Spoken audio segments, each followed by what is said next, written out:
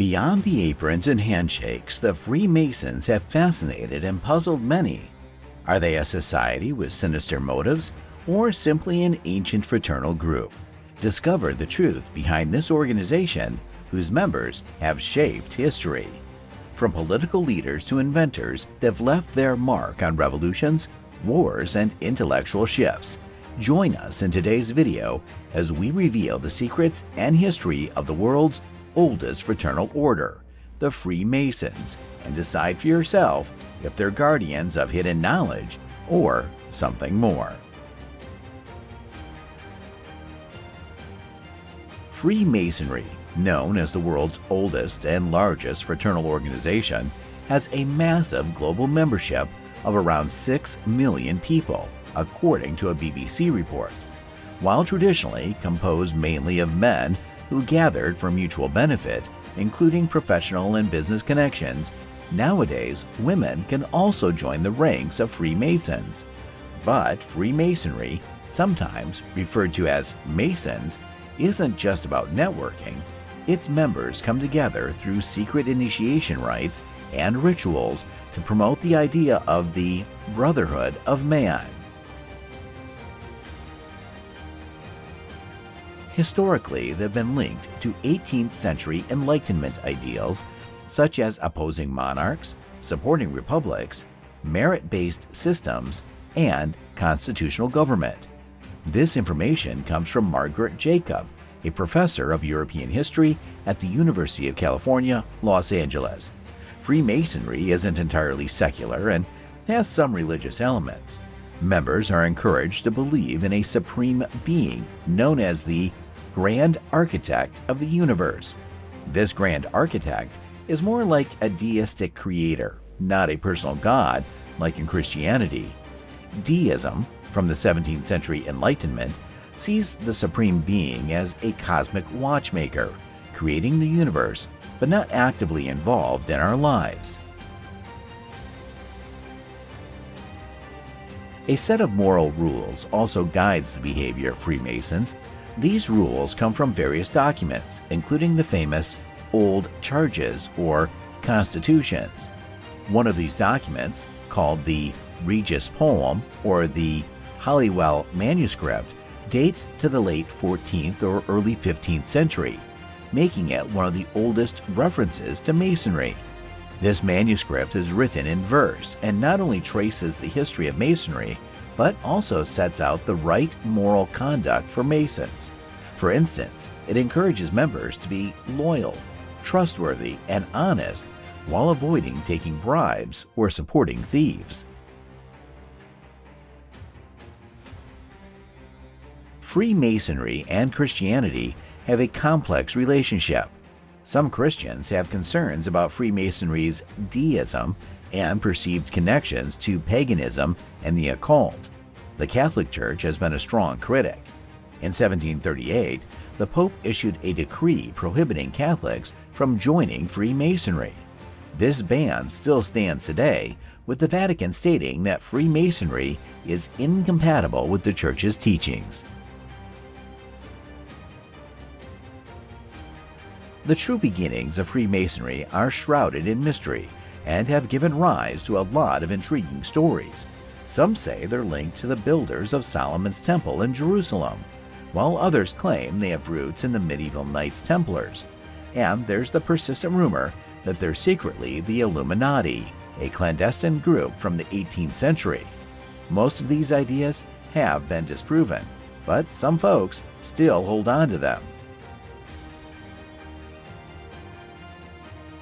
In reality, Freemasonry traces back to the stonemason guilds of medieval Europe, particularly during the 14th century. These guilds were responsible for crafting stunning architectural wonders like Notre Dame in Paris and Westminster Abbey in London. So, while the history is fascinating, the truth is more down to earth. In the past, just like many exclusive clubs, the craft guilds kept their techniques and traditions a secret. They were very picky about who they let join. If you wanted to become a member, you had to go through a long training period. During this time, you not only learned the craft, but also studied things like math and architecture. These skilled craftsmen were so good at what they did that kings and church leaders often sought their services. Being part of these guilds wasn't just about protecting wages and ensuring quality work. It was also a way to make important social connections. Members would gather in special places, called lodges, where they'd hang out, eat together, and talk about what was happening in the world. As capitalism and the market economy took off in the 16th and 17th centuries, the old guild system fell apart. The Masonic lodges, however, managed to survive. To attract more people and raise money, they started letting non-Masons join. At first, these new members were often relatives of the existing ones, but soon, even wealthy and high-status folks were allowed in. During this time, a bunch of learned gentlemen hopped on the bandwagon, getting all fired up about the cool new ideas sweeping across Europe. Think of stuff like reason, the scientific method, and Newtonian physics. These guys were also pretty big on discussing morality and how to be a good person. That's when speculative Freemasonry came into the picture in the 17th century. It was like a modern upgrade, shifting away from stonemasonry and becoming a hangout spot for folks who loved liberal Western values. Fast forward to the early 18th century, and Freemasonry got a major makeover in England and Scotland. In 1717, 4 London lodges got together and formed the Premier Grand Lodge of England. This was a game changer, making British Freemasonry super popular. It spread like wildfire all over Europe, from Spain to Russia, and even set up shop in the North American colonies in the mid-1700s. By the late 1700s, during the Enlightenment era, being a Freemason was all the rage. It was like a status symbol, showing you were up to date with the latest knowledge. But hold on, not everyone was a fan. In the 1830s, the anti-Masonic Party in the United States formed, thinking that Freemasons had way too much political power. Even a future Secretary of State, William Seward, got his start in politics by going after the Freemasons. Numerous well-known figures from history have allegedly been linked to the secretive world of Freemasonry.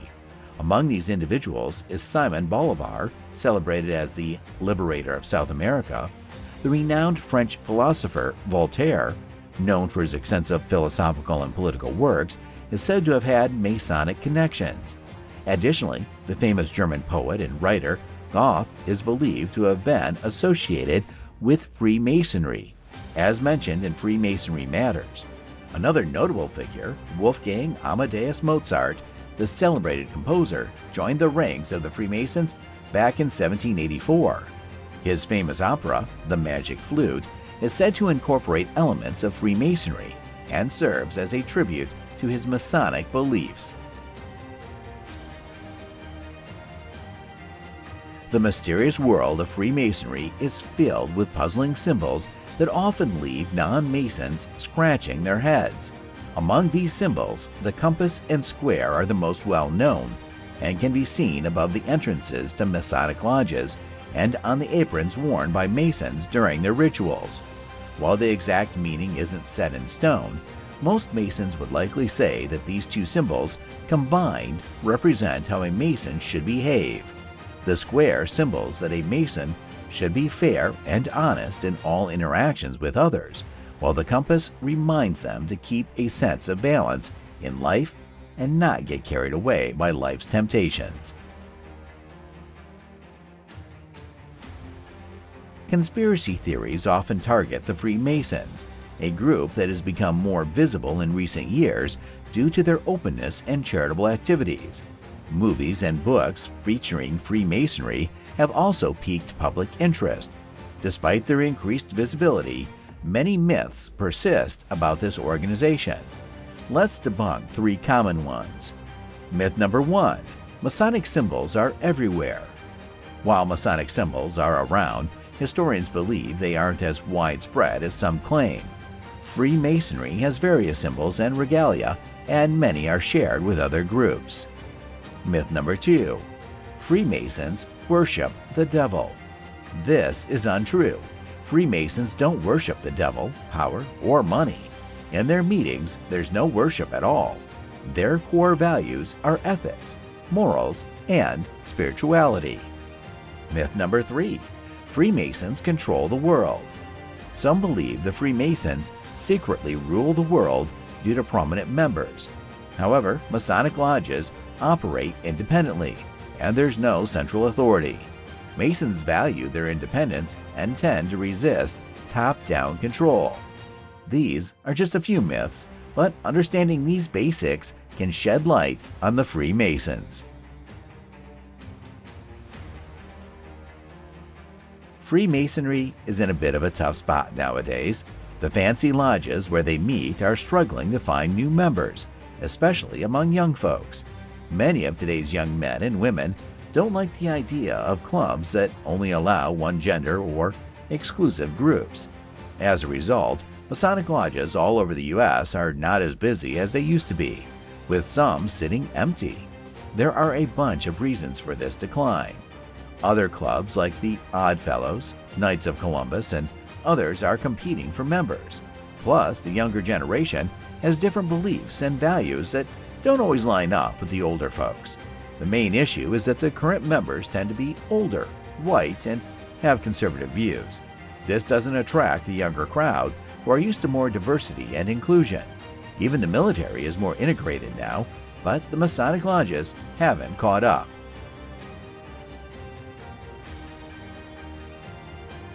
And with this, we reach the end of today's video. What do you think about today's video? Share your opinion. Do let us know in the comments section below. And if you like today's video, give us a thumbs up. And do not forget to hit the subscribe. Share this video with your friends and family, and press the bell icon for more upcoming videos. We'll see you next time with a newer video. Stay tuned and take care.